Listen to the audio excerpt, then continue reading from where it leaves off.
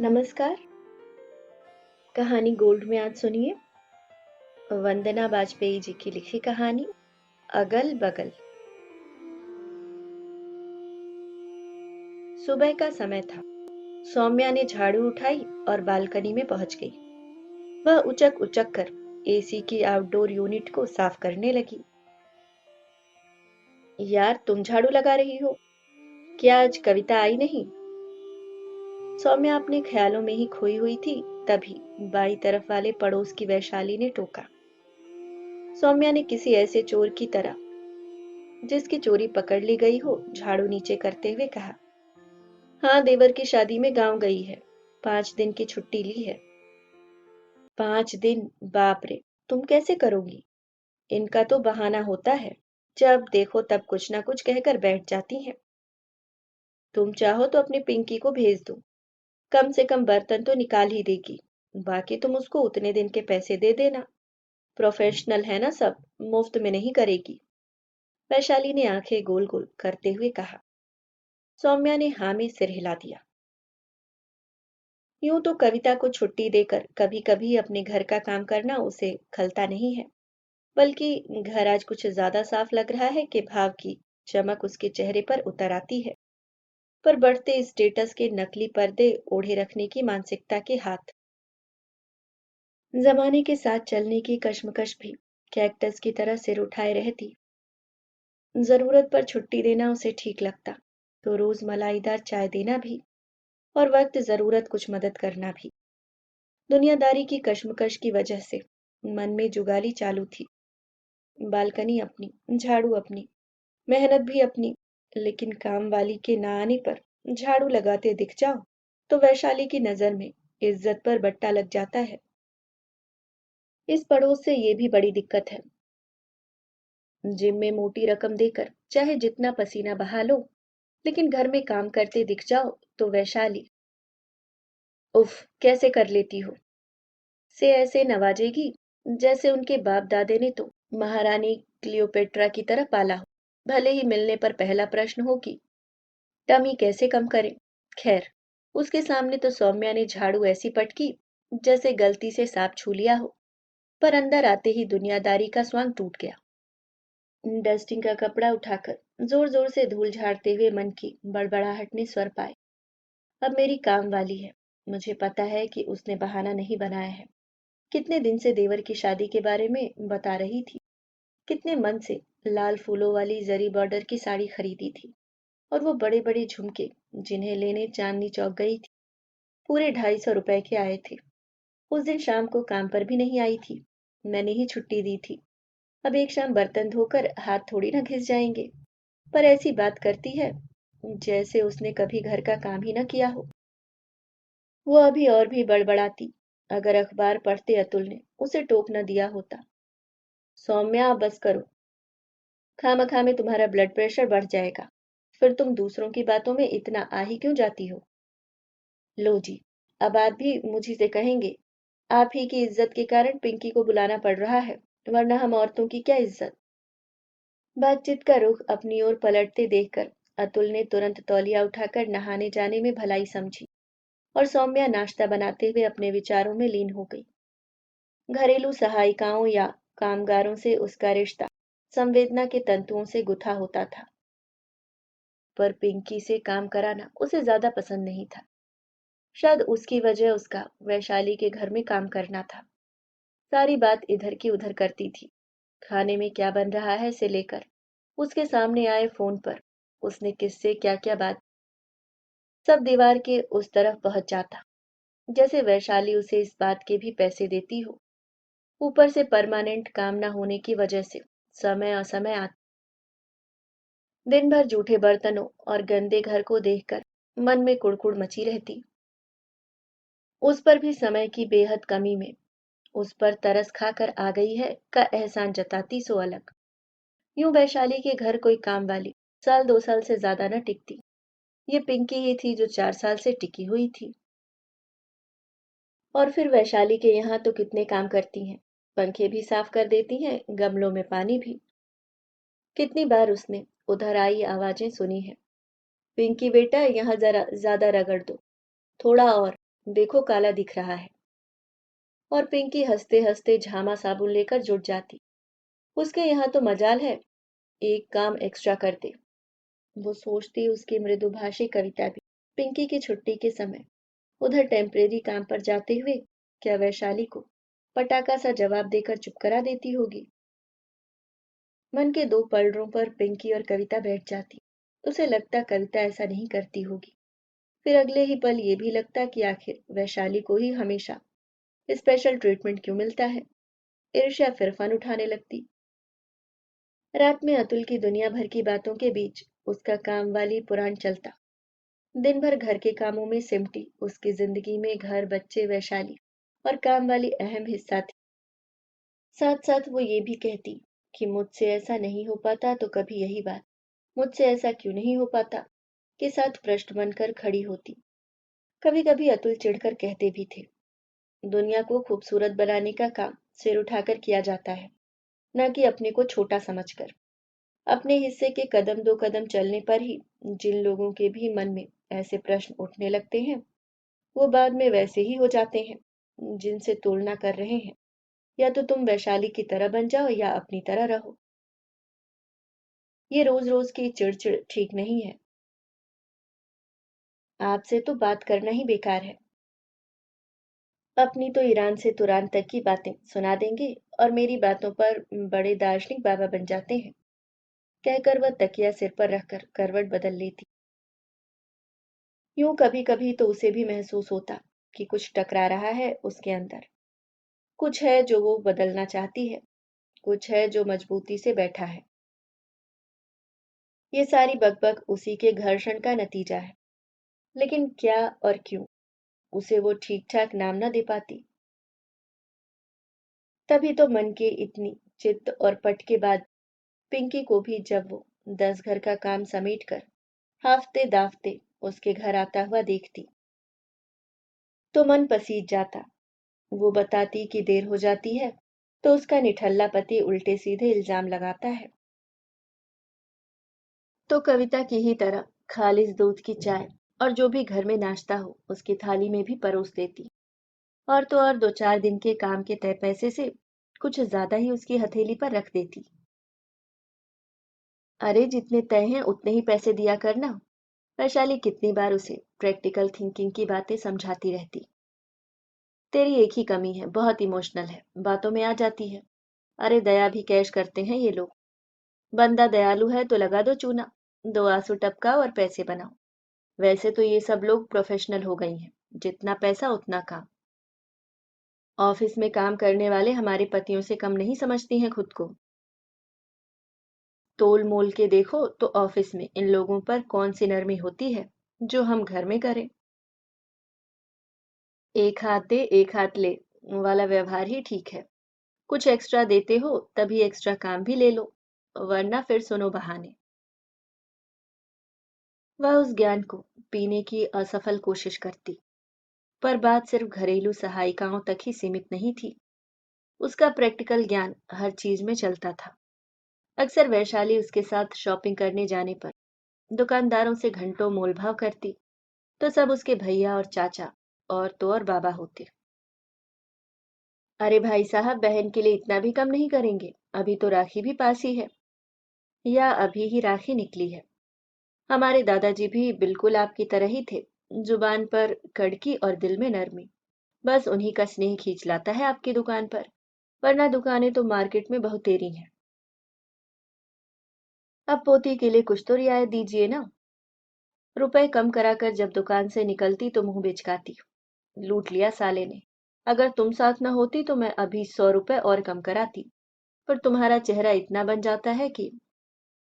वो तो इसलिए क्योंकि मुझे पता होता है कि अभी जिन्हें चाचा मामा ताऊ बनाए दे रही हो, उन्हें ही दुकान से बाहर निकलते समय साला कुत्ता से नवाजोगी। सौम्या स्पष्ट करती। जाने मन कौन से युग में जी रही हो। कलयुग है मैडम, घोर कलयुग। ये तो मालदार हैं, लूटने ही बैठे हैं। इनकी जेबें भरोगी तो अपनी खाली हो जाएगी। कभी कभी सौम्या को वैशाली की बात सही भी लगती। मालदार तो हैं, तभी तो इतना बड़ा शोरूम है। इनकम टैक्स की चोरी भी करते ही होंगे। फिर भी थोड़े पैसे बचाने के लिए भैया चाचा ताऊ बनाना उसे अच्छा नहीं लगता। यूं तो मोल भाव वो भी करती है। उस दिन सब्जी वाले से 20 के पाव की भिंडी 18 में करवाई, पर उसी के सामने सब्जी वाले से वैशाली 15 की पाव लेकर गई। क्या भैया जी, रोज वालों को इतनी की ही दोगे क्या? वो कहती ही रह गई कि हमें ही क्यों 18 की दी। मुश्किल से सब्जी वाले ने जवाब दिया, अरे दीदी, अब इतनी दूर ठेली खींच खींच के ले जाते हैं, रुपया 2 रुपया भी नहीं कमाएंगे क्या? आप तो समझती हैं, कभी कभी ऐसे जिद्दी ग्राहक आ जाते हैं तो देना पड़ता है। पेट तो पालना है ना, अपना ही नहीं बिहार में पड़े अपने परिवार का भी। इस बात पर उसकी बोलती बंद हो जाती। इन गरीबों से 2-3 रुपए बचा भी लेगी तो उसका क्या ही भला हो जाएगा। वैशाली समझाती, 3 रुपए कम कराकर भी उस पर एहसान ही करती हूं मैं। कितनी ठेलियां हैं, कितना चलेगा? तब एक और दरवाजा और खुलेगा सब्जी लेने को, और शाम तक तो औने पौने में बेचेगा। सुखाकर घर में अचार थोड़ी ही डालना है। फिर यही वैशाली को कई टोटके भी पता है। किसी को गिफ्ट देना हो तो सुंदर से रैपर में पैक करके बड़े से डिब्बे में मामूली चीज दे दो। मेहमानों पर तगड़ा वाला इंप्रेशन पड़ता है, और मेजबान बाद में सबको बताता थोड़े ही फिरता है। या फिर किलो भर मिठाई से पाव भर घर के लिए निकाल लो, अब कोई तोलेगा थोड़े ही। कुल मिला के लब्बो लुभाव ये है कि वैशाली को सब पता होता है कि किससे काम कैसे निकलवाया जाए, किसे फटकार दिया जाए, किसे भैया चाचा बोला जाए, और किसे कम दिया जाए, और किसे ज्यादा देकर काम बनवा लिया जाए। यूं तो वैशाली और सौम्या कहने को सहेलियां भी, पर उनके बीच कोल्ड वॉर वैशाली की प्रैक्टिकल थिंकिंग और सौम्या की इमोशनल थिंकिंग की है। कहीं ना कहीं वैशाली सौम्या को बुद्धू समझती है, और सौम्या वैशाली को चतुर चालाक। लेकिन इस नोक-झोंक में जब तक घायल सौम्या ही होती रहती है। ये अलग बात है कि वैशाली भी कभी उसे संतुष्ट नहीं दिखी। अक्सर उसका मूड ऑफ देखकर अतुल छेड़ते, आज नाक क्यों चढ़ी हुई है? वैशाली मैडम ने कुछ कह दिया क्या? सुनते ही वह और चिढ़ जाती, आपकी बॉस है क्या जो आप मैडम मैडम कहकर जी हुजूरी कर रहे हैं? अच्छा सौम्या मैडम जी, बॉस तो आप है, कहकर उसे बड़बड़ाता हुआ छोड़कर अतुल खबरों की दुनिया में धंस जाते। आज भी सौम्या को ही लग रहा है कि वह तो खुद ही 4 दिन निकाल लेती, पर अब वैशाली के कारण पिंकी को भुगतना ही पड़ेगा। उसने मन ही मन तय कर लिया कि इस बार 4-5 दिन पिंकी के साथ पूरी सावधानी के साथ रहेगी। घर वालों को उस समय फोन नहीं करेगी, किसी का आ गया तो जल्दी बात करके चलता कर देगी। और अतुल से झगड़ा, वो तो बिल्कुल भी नहीं। बस पिंकी को इधर की बात उधर करने का कोई मौका ना मिले। मगर इस बार आशा के विपरीत पिंकी बोल पड़ी, आज वैशाली मैडम फोन पर बहुत रो रही थी। क्यों? सौम्या के हाथ रुक गए और कान उसकी ओर लग गए। उधर की बात इधर आने का मौका जो था। अपने भाई से बात कर रही थी, उधर से इतनी तेज आवाजें आ रही थीं कि लग रहा था फोन तोड़कर निकल जाएंगी।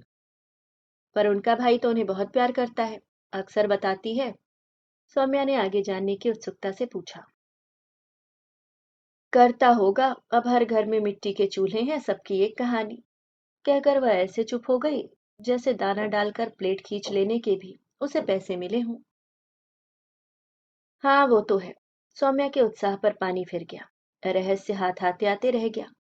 फिर दिमाग ने दस्तक दी, उसका भाई तो महीनों फोन नहीं करता है। झगड़ा हो रहा है यानी रिश्ता बचा हुआ तो है।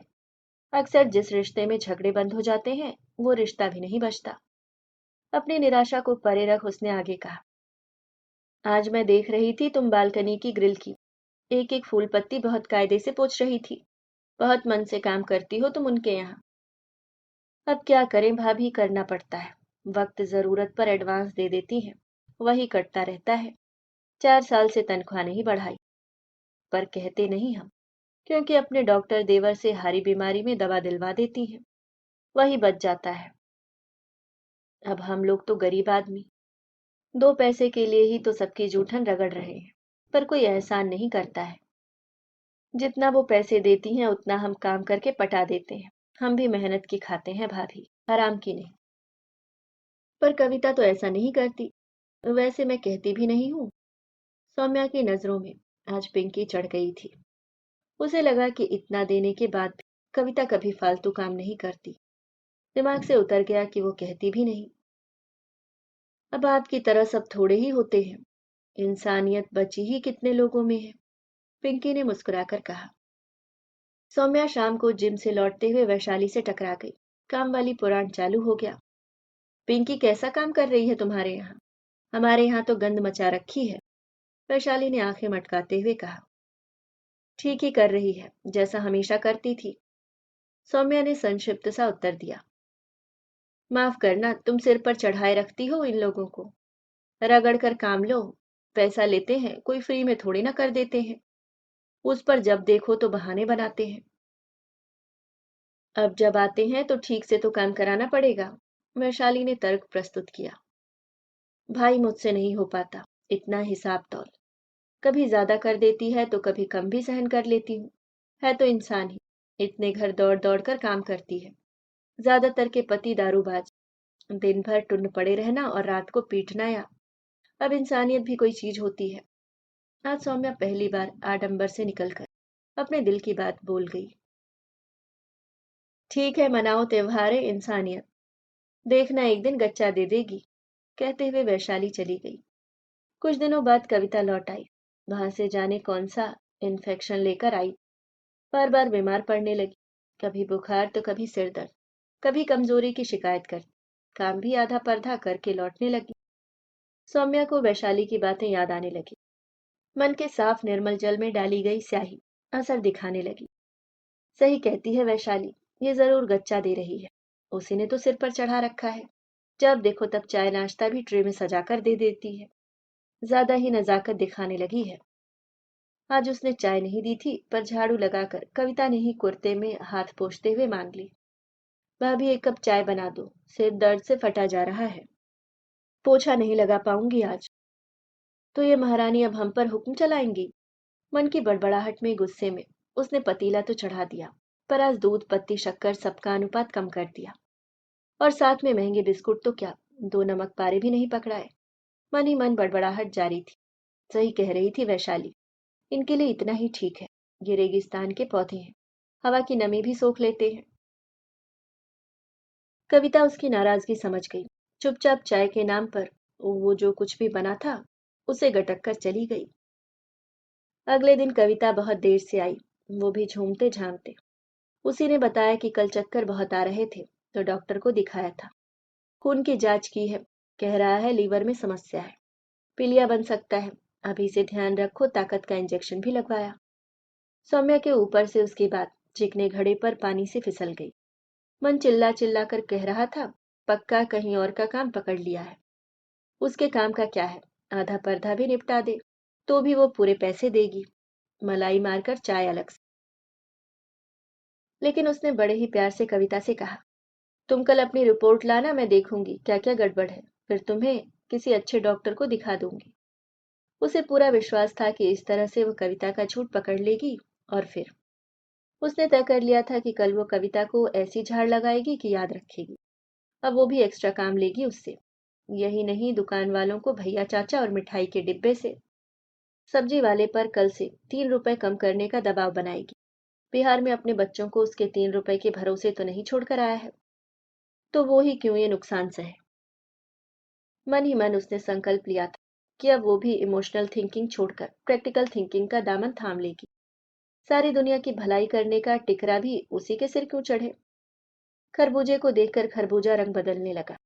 पृथ्वी आज भी उतने ही अक्षांश पर झुकी थी। सूरज भी वैसे ही तपा था और चांदनी भी वैसी ही शीतल थी, पर उसकी दुनिया थोड़ी बदल गई थी। शाम को जिम में वैशाली ने भी कहा, अरे कुछ नहीं हुआ होगा, पक्का बता रही हूँ। घूम फिर के आई हैं तो कुछ दिन इनका भी हाथ ढीला चलता है, आराम जो मिल जाती है। 2-4 दिन में लाइन पर आ जाएंगे। बड़ी चंट होती हैं ये लोग। तेज बुखार है कहकर छुट्टी लेती हैं और अगले दिन हाजिर। अब भला बताओ, ऐसा कौन सा बुखार है जो एक दिन में ठीक हो जाएगा। कहीं टेम्परेरी काम मिल जाता होगा, वही करने चली जाती होंगी। मैं तो छुट्टी के पैसे काटती हूँ, और जब इन्हें छुट्टी चाहिए होती है तो उस दिन उन्हीं पैसे को खर्च कर अपने घर काम पर बुला लेती हूँ। इसे कहते हैं हींग लगे ना फिटकरी रंग चोखा। या फिर तू डाल डाल मैं पात पात, सौम्या ने जवाबी तान मिलाई। घर आकर उसने तय कर लिया था कि अब किसी पर खाली पीली अपनी दया नहीं लुटाएगी। वैशाली की राह पर चलकर कड़की से काम लेगी और कड़की से छुट्टी के पैसे काटेगी। चाय भी क्यों पिलाए, चाय भी तो पैसे से आती है। अगले दिन का मसौदा तैयार हो चुका था, पर 12 बजे तक कविता नहीं आई। इतनी देर तो करती नहीं है, फोन भी नहीं उठाया। लगता है आएगी नहीं। छुट्टी मारकर बैठ गई। गुस्से की चिंगारी कविता की देरी से भड़क उठी। मैं आज ही निकाल बाहर करती हूँ इसे, दूसरी लाऊंगी। मेरे यहाँ तो इसे महारानी बनने की आदत पड़ गई है। वह किचन में बर्तन धोने जा ही रही थी कि बेल बजी। कविता थी। वो रिपोर्ट लेकर आई थी। सौम्या की मंशा के विपरीत। उसे आशा थी कि वो रिपोर्ट अच्छे से समझ सही डॉक्टर की राय देगी। कविता ने रिपोर्ट स्लैब पर रखी और बर्तन का जूना उठा लिया। सौम्या ने कविता की रिपोर्ट उठाई। उसके आग्नेय नेत्रों में सभ्यता के कई युग पार कर आदिम जीव बाहर आने की कोशिश करने लगे। एक ज्वालामुखी फूटने ही वाला था कि शेषनाग ने करवट बदली। रिपोर्ट देखते ही वो सन रह गई। रिपोर्ट वाकई में बहुत खराब। एसजीओटी बहुत बढ़ा हुआ था। लीवर के और पैरामीटर सही नहीं थे। और हीमोग्लोबिन वो तो 6 पर झूल रहा था। कुछ खतरनाक बीमारियों की जांच के लिए लिखे गए टेस्ट, जिनकी रिपोर्ट जीवन को न जाने किस दिशा में घुमा सकती थी। एक पल को धरती थम गई। इतनी बीमार, ये तो इतने घरों का काम कर रही है। आगे की जांच का कुछ पता नहीं, पर ऐसी रिपोर्ट पर उस जैसे लोग महीनों आराम करते, और वो एक दिन दवाई खाकर खुद को ठीक सिद्ध करने पर तुली है। पेट को रोटी, सिर को छत और शरीर को कपड़े दिलाने की भट्ठी में झोंक जीवन पूर्ण विराम पर ही ठहरता है, किसी अर्ध विराम पर नहीं।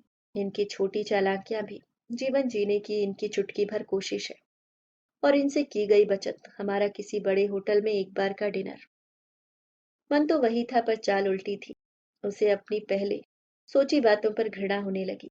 बहुत छोटा महसूस करने लगी अपने आप को। मन खुद को धिक्कारने लगा। बड़ी गलती हो गई। बहुत व्यवहारिक है वैशाली। न जाने वो उसकी बातों में कैसे आ गई।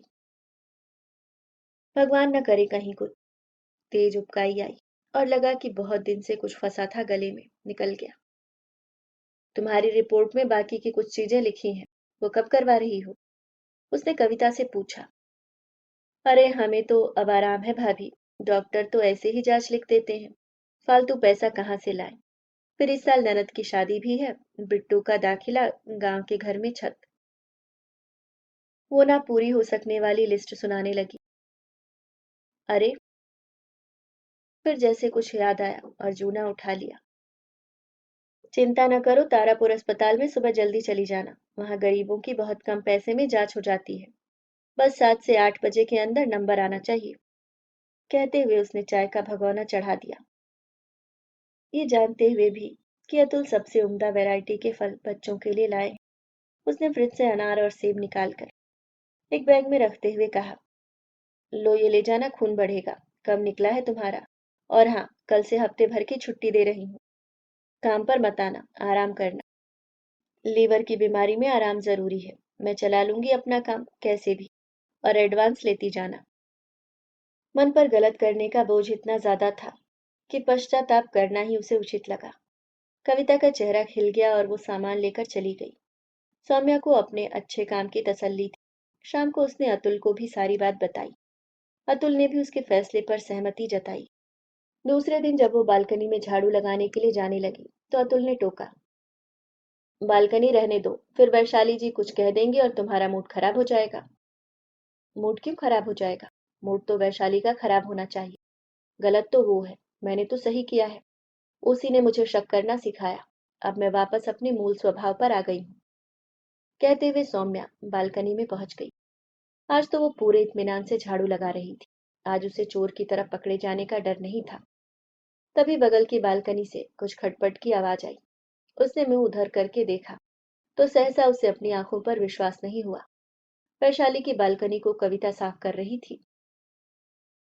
उसे देखकर दोनों बालकनी के मिलने वाले स्थान पर आकर बोली, भाभी पिंकी के ससुराल में गमी हो गई। रात की रात गांव चली गई। वैशाली मैडम का बार बार फोन आ रहा था। 8-10 दिन का काम तुम निकाल दो, पैसे भी ज्यादा दे रही थी। बाकी घरों में काम करने तो आना ही था, तो सोचा निकाल ही देती हूँ। आखिरकार इलाज का खर्चा तो बढ़ ही गया था। कविता एक लय में बोलती चली गई। उसने धीरे से कहा। अब हम गरीबों को तो काम करना ही है। आप जैसी इंसानियत सब में कहाँ होती है। भगवान ऐसे भले दिल वाले सबको थोड़ी ना बनाते हैं। अब आ ही गई हूं तो आती हूँ। यहाँ का काम करके आपका भी निपटा ही दूंगी। सौम्या किन कर्तव्य विमूढ़ सी हो गई। नहीं, रहने दो, मैं कर लूंगी। कहते हुए वो अंदर चली आई। उसकी इंसानियत ऐसी हालत में कविता से काम कराने की गवाही नहीं दे रही थी। अंदर आकर धम्म से सोफे पर बैठ गई। विचार अपना काम करने लगे। कविता की रिपोर्ट सही थी। उसे छुट्टी देकर वो भी सही थी। फिर गलत क्या हो गया।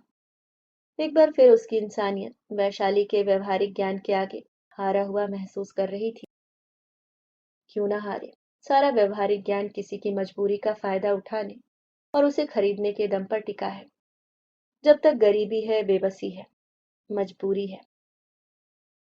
पैसे और पावर के दम पर टिका व्यवहारिक ज्ञान हमेशा जीतेगा। वो कम से कम खुद के लिए ये तय कर सकती है कि उसे इंसानियत का दामन थामे रखना है। अतुल जो वहीं बैठे बैठे अखबार ताने उन दोनों की बात सुन रहे थे, उसको इस तरह बैठकर चिंता मगन देखकर हंसते हुए कहा। दिखा दी ना इंसानियत। अब तुम खुद काम करो और वैशाली मैडम सैर करें। अतुल के वाक्य से उसके अंदर दबा मलबा गुस्से में बदल गया। हाँ हाँ, तुम भी यही कहो, पर देख लेना, यहाँ का गलत वहां सही सिद्ध होगा। वहां के नियम कानून। अतुल ने एक बार फिर खबरों की दुनिया में डुबकी लगा ली। अभी आप सुन रहे थे वंदना बाजपेयी जी की लिखी कहानी अगल बगल।